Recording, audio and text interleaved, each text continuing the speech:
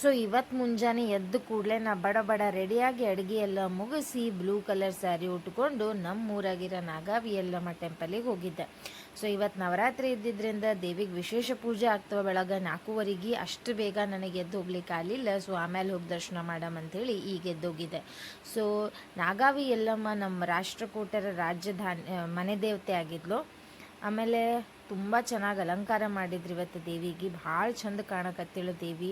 ಇಷ್ಟು ಚಂದ ಅನ್ಸಕತ್ತಿಳು ನಿಂತು ಎಷ್ಟೋ ತನ ನೋಡಿದ್ದೀನಿ ನೋಡ್ರಿ, ಅಷ್ಟು ಮುದ್ದಾಗಿ ದೇವಿ ಕಾಣಕತ್ತಿದ್ಲು. ಆಮೇಲೆ ಏನಂತಂದರೆ ನಾ ಹೊರಗೆ ಬಂದು ನೋಡಕತ್ತೀನಿ, ಮುಂಜಾನೆ ಪೂಜಾಗೆ ಬಂದವರೆಲ್ಲ ಹಣ್ಣದು ತಿಂದು ಕಸ ಎಲ್ಲ ಹಾಗೆ ಹಾಕಿ ಹೋಗ್ಬಿಟ್ಟಾರ. ಸೊ ನಾವು ಗುಡಿಗೆ ಯಾಕೆ ಹೋಗ್ತೀವಪ್ಪ ಅಂದ್ರೆ ನಾವು ಮನ್ಸಿಗೆ ನೆಮ್ಮದಿ ಸಿಗಲಿ, ಶಾಂತಿ ಸಿಗಲಿ, ಒಂದು 10 ನಿಮಿಷ ಚಂದ ಕುಂತು ಹೋಗಮ್ಮಪ್ಪ ಅಂತ ಹೋಗ್ತೀವಿ. ಹಿಂಗೆ ಗಲೀಜೆಲ್ಲ ಮಾಡಬೇಡ್ರಿ ಹಾಗೆ. ಆಮೇಲೆ ನಾನು ಮಾತಂಗಿ ದರ್ಶನ ತೊಗೊಂಡೆ. ಮತ್ತು ಹೊರಗೆ ಬಂದು ಬಾವಿಗೆ ನೋಡಿದ್ರು ಅಲ್ಲೂ ಕಸ ಹಾಕಿದ್ರು. ಪ್ಲೀಸ್ ದಯವಿಟ್ಟು ಸ್ವಚ್ಛತೆನ ಮೇಂಟೈನ್ ಮಾಡಿರಿ.